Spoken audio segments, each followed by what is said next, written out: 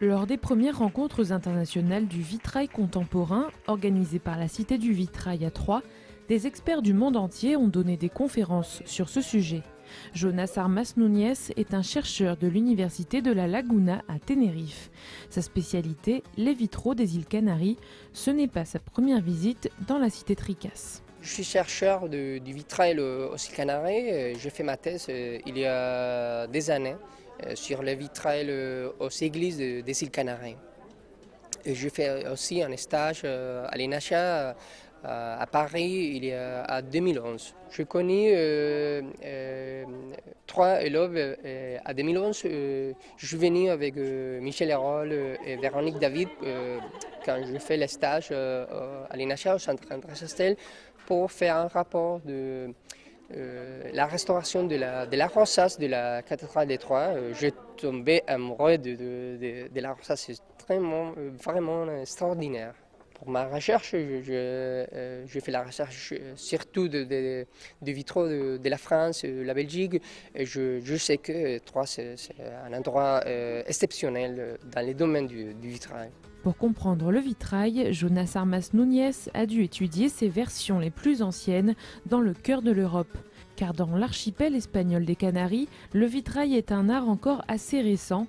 Situé au sud de l'Espagne, au large des côtes marocaines, ces îles ont longtemps été éloignées de l'influence européenne. Le phénomène du vitrail aux îles Canaries, c'est un phénomène nouveau, c'est totalement contemporain.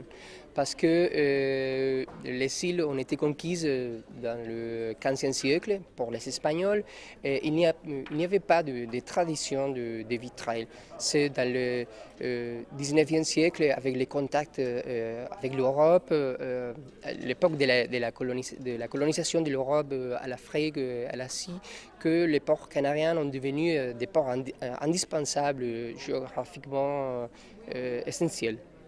Et c'est ce contacts qui a permis de commander à l'extérieur, commander à l'Angleterre, à la France, à la Belgique, etc., des vitraux pour les îles Canaries. Aux îles Canaries, les styles des vitraux ont évolué avec l'histoire de l'Europe. Au début du XXe siècle, il y a une forte relation avec l'Europe et c'est une influence plus français, plus belge, plus anglais. Et après la guerre civile espagnole, c'est seulement espagnol. Alors il y a des différentes étapes, des différents vitraux, des différentes influences. C'est bien plus tardivement que les îles Canaries ont commencé à produire leurs propres créations.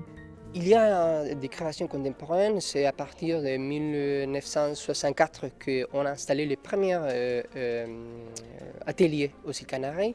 Et aujourd'hui, il y a des créations, je peux nommer deux centres de création. Nous avons besoin de nouveaux vitraux.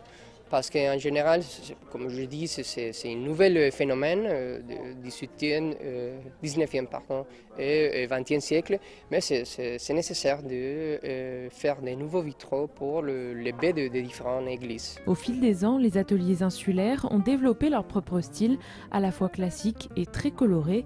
On retrouve ces vitraux aussi bien dans les églises que dans les hôtels de ville. En général, nous sommes très classiques. Mais c'est vrai que ça dépend de l'architecture de l'église, de l'hôtel de ville, etc. Si c'est trop moderne, il va demander des vitraux très modernes. Et il y a différents vitraux très intéressants, modernes aux îles Canaries. La différence, c'est que nous utilisons beaucoup les couleurs, la lumière. Nous avons beaucoup de lumière et nous aimons les couleurs. C'est pour ça qu'en général, ils sont des vitraux très colorés, à différence des vitraux de la France, par exemple. Aujourd'hui, c'est un nouveau défi pour le vitrail des îles Canaries. Les maîtres verriers sont à la recherche de la relève pour continuer la création. Le problème, c'est qu'ils sont des personnes très âgées, déjà.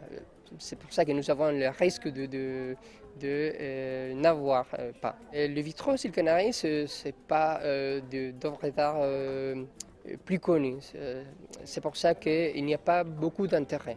La participation de Jonas Armas Núñez aux rencontres internationales de la Cité du Vitrail a donc un double intérêt pour le chercheur. Pour moi, c'est très intéressant parce que c'est les contacts avec les collègues, les différentes expériences des différents chercheurs, connaître aussi des maîtres verrières pour chercher des solutions avec les problèmes des vitraux des îles Canaries. Pour moi, c'est vraiment très intéressant de venir ici.